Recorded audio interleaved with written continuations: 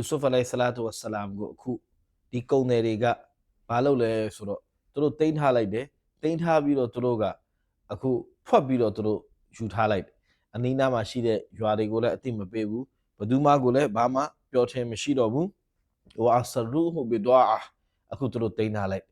الحمد لله سابغ النعم وخالق الإنسان من بعد العدم فالحمد ثم الحمد ثم الحمد لك حمدا كثيرا طيبا يا رب لك أعطيتنا خيرا ဆက်လက်ပြီးတော့အာယတ်တော်မှာအလ္လာဟ်ရှ်မြတ်တကအမိန့်ရှိတယ်ဝါရှာရူဟူဘီသမန်ဘခ်ဆန်ဒရာဟီမမအဒူဒါဝကာနူဖီဟီမင်အဇာဟီဒီန်အခုတမန်တော်ယူဆုဖ်အလိုင်ဆလာတူဝဆလာမ်ရဲ့ညီနောင်တွေဒီအာယတ်တော်ကိုတဖ်ဆစ်ပညာရှင်တွေကအတိတ်ပဲနှစ်မျိုးဖွင့်ဆိုအတိတ်ပဲတစ်မျိုးကတော့အလိုသဘောတစ်မျိုးကတော့ယူဆုဖ်အလိုင်ဆလာတူဝဆလာမ်ရဲ့အကိုကြီးဖြစ်တဲ့ယဟူဒါဆိုတဲ့ပုဂ္ဂိုလ်ကသူကနေ့စဉ်တမန်တော်ယူဆုဖ်ရှိနေတဲ့ရေရင်းကိုသူလာလေးရှိတယ်လာပြီးတော့အစာရည်သားလေးနည်းနည်းပပသူခြာပေးလေးရှိအဲ့ဒီရက်မှာသူရောက်လာတဲ့အချိန်မှာယူဆုဖ်အလိုင်ဆလာတူဝဆလာမ်ကိုမတွေ့တော့အခုဒီအကိုဖြစ်တဲ့သူကသူ့ညီတွေကိုသွားပြီးတော့ပြောတယ်မင်းတို့ပြစ်ချလိုက်တဲ့ယူဆုဖ်ကတော့မရှိတော့ဘူးဘယ်ရောက်သွားပြီလဲမသိဘူးငါတို့သွားရှာရအောင်ဆိုပြီးတော့အခုပတ်လည်းမှာသွားပြီးတော့ရှာတော့အခုနကုံတဲ့အုပ်စုနဲ့တွေ့တယ်ဒီကုံတဲ့အုပ်စုကိုသွားပြီးတော့တမန်တော်ယူဆုဖ်ကအကိုတွေကခမရတို့ဘာဖြစ်လို့ကျွန်တော်တို့ရဲ့ညီလေးကိုယူထားတာလဲဒါကျွန်တော်တို့ရဲ့ညီလေးကျွန်တော်တို့ကိုပြန်ပေးဆိုပြီးတော့ပြောတဲ့အပေါ်မှာဒီကုံတဲ့အုပ်စုကလည်းဒီကလေးလေးကိုပြန်မပေးချင်ဘူးအဲ့တော့ဘာလုပ်လဲဆိုတော့အယောင်းဝင်စကားပြောတယ်ဒီကလေးလေးကိုငါတို့ကိုရောင်းလိုက်ပါလား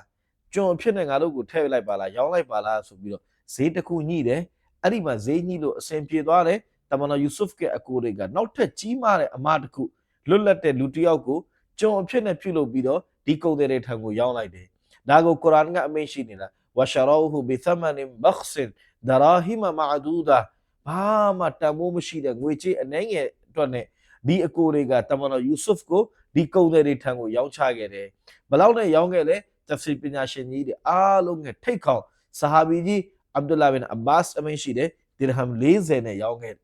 ငွေရင်းကအကျွေးကွိုင်40ဘာမှမရှိတဲ့ကွိုင်40နဲ့တမန်တော်ယူဆုဖ်ကိုရောင်းချခဲ့တယ်တကယ်တော့ယူဆုဖ်အလိုင်ဆလာတူဝဆလာမ်လိုပုဂ္ဂိုလ်ဒီလိုငယ်ရွယ်တဲ့ဒီလိုချောမောတဲ့လူတကယ်လို့သာကျွန်ဖြစ်ခဲ့မယ်ဆိုရင်စာပေါင်းများစွာတန်တဲ့ယူဆုဖ်ကိုဒီအကိုတွေကဘာမဟုတ်တဲ့ငွေလေးအနှဲငယ်နဲ့ဒီကုံတဲ့ထံကိုရောင်းလိုက်တယ်ဆိုပြီးတော့ကုရ်အာန်ကအမိန့်ရှိတယ်ဝကာနူဖီဟီမင်အဇာဟီဒီန်ကုရ်အာန်ကဘာအမိန့်ရှိနေလဲဆိုတော့ဒီအကိုတွေကဘာကြောင့်ဒီငွေနဲ့ပတ်သက်ပြီးတော့ဒီလောက်အနှဲငယ်နဲ့ရောင်းချလိုက်လဲဆိုတော့သူတို့ကငွေလိုချင်တာမဟုတ်ဘူးသူတို့ကယူဆုဖ်အလိုင်ဆလာတူဝဆလာမ်ကိုရောင်းချပြီးတော့ပတ်စံလိုချင်တာမဟုတ်ဘူးသူတို့ရဲ့အနာကနေအမြန်ဆုံးထွက်သွားစေချင်တာဘလောက်ပဲရတဲ့အမောက်နဲ့သူတို့ရောင်းလိုက်တယ်ရောင်းပြီးတော့ယူဆုဖ်ကိုအမြန်ဆုံးဒီနယ်မြေကနေခေါ်သွားတာကိုပါလက်စတိုင်းနာတဝိုက်ကနေခေါ်သွားတာကိုသူတို့ကလိုချင်တယ်အဲ့ဒီပေါ်မှာတမန်တော်ယူဆုဖ်အလိုင်ဆလာတူဝဆလာမ်ကိုဘာမှမဟုတ်တဲ့ငွေကြေးနဲ့ဒီအကိုတွေကရောင်းချလိုက်ခြင်းဖြစ်တယ်ဒါကတော့အတိတ်ပဲအလိုသဘောတစ်မျိုးနောက်ထပ်တစ်စစ်ပညာရှင်တွေကဘာအမိန့်ရှိလဲဆိုတော့ဝါရှာရူဟူဘီသမန်ဘခ်ဆန်ဒရာဟီမမအဒူဒါရောင်းတဲ့လူကဘယ်သူတွေလဲဆိုတော့ဒီကုံတွေတွေကသူ့ကိုအီဂျစ်ဈေးထဲမှာသွားပြီးတော့ရောင်းတာအီဂျစ်နိုင်ငံကိုခေါ်သွားပြီးတော့ဈေးထဲမှာသွားပြီးတော့ရောင်းတယ်ဝယ်တဲ့လူကဘယ်သူလဲဆိုတော့အီဂျစ်ကဝင်းကြီးကဝယ်တာအရှိကအာယတ်မှာဒီအကြောင်းအရာကိုတင်ပြဖို့ရှိတယ်အီဂျစ်ကဝင်းကြီးတယောက်ကဝယ်လိုက်တယ်ရောင်းတဲ့လူကကုံတွေဖြစ်တယ်ဘယ်လောက်နဲ့ရောင်းလိုက်လဲဆိုတော့ဘာမဟုတ်တဲ့မပြောပလောက်တဲ့ငွေကြေးအနှဲငယ်နဲ့ရောင်းချလိုက်တယ်ဆက်လက်ပြီးတော့အရှိအာယတ်တော်မှာဘာအမိန့်ရှိလဲဆိုတော့وقال الذي اشتراه من مصر لامرأته အခုတမန်တော်ယူဆုဖ်အလိုင်ဆလာတူဝဆလာမ်ဒီအီဂျစ်ရောက်တဲ့အချိန်မှာဘသူကထပ်ပြီးတော့ဝယ်လိုက်လဲဆိုတော့အီဂျစ်ကဈေးထဲမှာရောင်းချနေတဲ့အပေါ်မှာအီဂျစ်နိုင်ငံကဝင်းကြီးကတမန်တော်ယူဆုဖ်အလိုင်ဆလာတူဝဆလာမ်ကိုဝယ်ပြီးတော့အိမ်ရောက်လာတယ်အိမ်ရောက်လာတော့ဘာအမိန့်ရှိဝင်းကြီးကသူ့မိန်းမကိုဘာပြောလဲဆိုတော့အကရီမီမဆွာعسى أن ينفعنا أو نتخذه ولدا ငါတို့ဒီကလေးလေးကိုကောင်းကောင်းမွန်မွန်စောင့်ရှောက်ကြရအောင်ဒီကလေးလေးကိုငါတို့အိမ်မှာကောင်းကောင်းမွန်မွန်ထားကြရအောင်ငါတို့မှာကလေးလည်းမရှိဘူးဒီကလေးလေးကိုငါတို့ကလေးဖြစ်နေမွေးစားမယ်ဒါမှမဟုတ်သူကြီးလာတဲ့အခါမှာငါတို့ကိုတခုခုအကျိုးပြုမယ်ဆိုပြီးတော့တမန်တော်ယူဆုဖ်အလိုင်ဆလာတူဝဆလာမ်နဲ့ပတ်သက်ပြီးတော့အခုအီဂျစ်နိုင်ငံကဝင်းကြီးကသူ့မိန်းမကိုပြောတယ်ကုရ်အာန်ကျမ်းတော်မြတ်ကဒီအကြောင်းအရာကိုတင်ပြတယ်အဗ်ဒူလာမဆူဒ်တခင်ကြီးကဘာအမိန့်ရှိလဲဆိုတော့အစ္စလာမ်တမိုင်းမှာလူ3ယောက်ရှိတယ် အဲ့ဒီလူ၃ယောက်ကအင်တန်မှအမျှော်အမြင်ရှိတဲ့ပုဂ္ဂိုလ်ဖြစ်တယ်အနာဂတ်ကိုကြိုပြီးတော့ခံမှန်းနိုင်တယ်အနာဂတ်ကိုကြိုပြီးတော့သိတယ်အဲ့ဒီပုံမှာသူတို့ချခဲ့တဲ့ဆုံးဖြတ်ချက်တွေက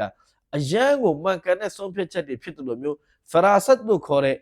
လူတစ်ယောက်ကိုကြည်တာနဲ့တန်းပြီးတော့သိတဲ့ပညာပေါ့အဲ့ဒီပညာကိုအလ္လာဟ်ကပေးတာအဲ့ဒီ၃ယောက်ကဘာလို့လဲဆိုတော့နံပါတ်1ကတော့တမန်တော်ရှုအိုက်ဘ်အလိုင်ဟိဆလာတူဝဆလာမ်ရဲ့တမီးဒီတမီးကတမန်တော်မူဆာနဲ့ပတ်သက်ပြီးတော့မိမိရဲ့ဖခင်ရှုအိုက်ဘ်နဗီကိုပြောခဲ့တယ်တမန်တော်မူဆာကိုအိမ်မှာအလုတ်ခန့်လိုက်ပါလားတမန်တော်မူဆာသည်ကဝီယွန်အမီ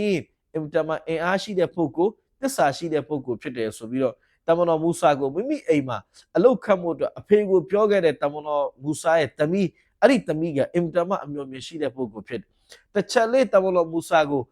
အသွာအလာအရေးအကဲကြည့်လိုက်တာနဲ့မူဆာနဗီကဘလောက်သစ္စာရှိတယ်ဆိုတာခံမှန်းနိုင်တဲ့ပုဂ္ဂိုလ်ဖြစ်ဒုတိယတစ်ယောက်ကတော့အီဂျစ်နိုင်ငံကဝင်းကြီးအဲ့ဒီပုဂ္ဂိုလ်ကတမန်တော်ယူဆုဖ်ကိုကြည်တာနဲ့အနာဂတ်ကိုကြိုပြီးတော့မြင်တယ်အဆာအယန်ဖာနာအောနတခိဒဟူဝလာဒါဒီကလေးလေးကငါတို့ကိုအကျိုးပေးလိမ့်မယ်ငါတို့အိမ်မှာသူ့ကိုမွေးစားထားလိုက်မယ်ဆိုပြီးတော့တမန်တော်ယူဆုဖ်နဲ့ပတ်သက်ပြီးတော့ပြောခဲ့နံပါတ်3ကတော့အဘူဘကာဆစ်ဒီကရဒီအလ္လာဟူတအာလာအန်ခလီဖာကြီးဟဒတ်အဘူဘကာတခင်ကကွယ်လွန်ကန်ဤအချိန်မှာဟဒတ်ဥမာရဒီအလ္လာဟူတအာလာအန်ကိုခလီဖာဖြစ်နေခန့်အပ်ခဲ့တယ်ဟဒတ်အဘူဘကာတခင်ကြီးကဒီအမျှော်အမြင်ဒီဖရာဆတ်ကအင်တမအလုပ်လုပ်ခဲ့တဲ့အစ္စလာမ်အင်ပါယာအတွက်အလုံးကိုအရေးကြီးတဲ့ဆုံးဖြတ်ချက်ဖြစ်ခဲ့တယ်အဗ်ဒူလာဘင်အဘာ့စ်အမင်းရှိတယ်အစ္စလာမ်တမိုင်းမှာလူအဗ်ဒူလာဘင်မဆူဒ်အမင်းရှိတယ်အစ္စလာမ်တမိုင်းမှာလူ3ယောက်ရှိတယ်ဒီ3ယောက်ကအင်တမအကဲခတ်နိုင်တဲ့ပုဂ္ဂိုလ်တွေဖြစ်တယ်အခုအီဂျစ်နိုင်ငံကဝင်းကြီးရဲ့အိမ်ကိုတမန်တော်ယူဆုဖ်အလိုင်ဟိဆလာတူဝဆလမ်ရောက်လာတယ်ဝကဒါလီကမကန်နာလီယူဆုဖ်ဝလီနူအလ်မဟူမင်တာဝီလ်အဟာဒီသ်ဝလ္လာဟူဂါလီဘ်အလာအမရီ ولكن أكثر الناس لا يعلمون အလ္လာဟ်ရှမြတ်တခင်ကဘာအမင်းရှိလဲဆိုတော့အဲ့ဒီတိုင်းအဲ့ဒီကနေစပြီးတော့ငါအလ္လာဟ်ကယူဆုဖ်ကိုအများကြီးငါအစဉ်ပြေမှုတွေငါအခုလွယ်ကူမှုတွေငါစပြီးတော့ချီးမြှင့်တော့မယ်ယူဆုဖ်ကိုငါနေရာအတီးတီးကြငါစပြီးတော့ပေးတော့မယ်ဝလီနူအလ်မဟူမင်တာဝီလ်အဟာဒီသ်အဲ့ဒီတော့မှငါကတမန်တော်ငါကယူဆုဖ်ကိုအခုလူတွေက